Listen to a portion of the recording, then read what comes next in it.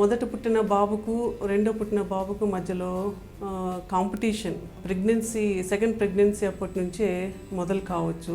బాబుకు సరైన time ఇవ్వలేకపోవటము, especially mother. తర్వాత తన నీడ్స్ అంతవరకు చక్కగా అటెండ్ అయిన మదర్ కాస్త టైం తగ్గేటప్పటికి బాబుకు ఇన్సెక్యూరిటీ మొదలవుతుంది. తర్వాత డెలివరీ తర్వాత ఇంకా టైం కేటాయించకపోవటము, ఆ తర్వాత other emotional support from the other family members లేకుండా ఉండటం కూడా ఈ రైవలరీకి ఒకటి కారణమవుతుంది.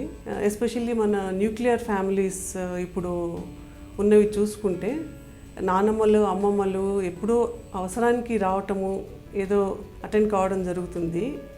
ఆ టైంలో ఎమోషనల్ సపోర్ట్ అన్నది పిల్లలకు దొరికితే ఈ కాంపిటీషన్స్ అన్నది కొంత హెల్తీ కాంపిటీషన్ లాగా ఉండే పాసిబిలిటీ ఉంటుంది. మదర్కు ఉన్న కొంత టైంలో నాకు కొంత స్పేస్ కావాలని అడగటము, చిన్నపిల్లలు ఎవరైనా ఆడుకుంటూ ఉంటే టాయ్స్తో కానీ వాటి గురించి కాస్త పొసెసివ్నెస్ ఇవన్నీ ఎక్కువగా ఉండడము, దీని మూలంగా గొడవలు మొదలవుతాయి. ఇవి రెసిప్రోకల్ అండి. ఒక బాబు మొదలు పెడితే రెండో వాళ్ళు కూడా మొదలు పెడతారు. ఆ టైంలో పిల్లలకు సర్ది చెప్పాల్సింది పేరెంట్స్. తర్వాత ఇందులో కొంత మన ట్రెడిషనల్ దీంట్లో కొంత చూస్తే అమ్మాయి అబ్బాయి తేడాలు కొంత కనిపిస్తాయి. అబ్బాయిని సపోర్ట్ చేయటము, అమ్మాయిని పర్వాలేదు తమ్ముడు తీసుకొని అని సర్ది చెప్పటము, ఇవన్నీ కొన్ని సందర్భాల్లో మనము చూస్తూ ఉంటాము. తర్వాత వాళ్ళ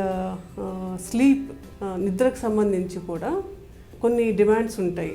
పక్కన పేరెంటల్ ఫిగర్ ఉండాలి అని అనుకోవటము, దానికి డిమాండ్ చేయటము, ఆ టైంలో మదర్ అవైలబుల్గా లేకుండా ఉండటము. సో ఆ ఇబ్బందిని వాళ్ళు చిన్నపిల్లల మీద చూపించడానికి ఎక్కువగా అవకాశం ఉంది. హెల్దీ బాండింగ్ అన్నది ఫ్రమ్ ద వూమ్, అంటే రెండో ప్రెగ్నెన్సీ దగ్గర నుంచే మొదలు పెట్టాలని మా ఉద్దేశం అండి. ఇందులో మిగిలిన కుటుంబ సభ్యుల సహకారం కూడా తీసుకోవాలి. బేబీని మన ఫ్యామిలీలో ఒక యూనిట్ లాగా వెల్కమ్ చేస్తున్నాము అన్నది పిల్లలకు అర్థం కావాలి. బాబును బేబీ హార్ట్ బీట్ వినమని చెప్పటము, తర్వాత పాప కదలికలను ఫీల్ కమ్మని చెప్పటము, ఇవన్నీ చేస్తే అప్పటి నుంచే బాండింగ్ మొదలవుతుంది. పిల్లలకు మెయిన్గా కావాల్సింది అన్డివైడెడ్ అటెన్షన్ అండి.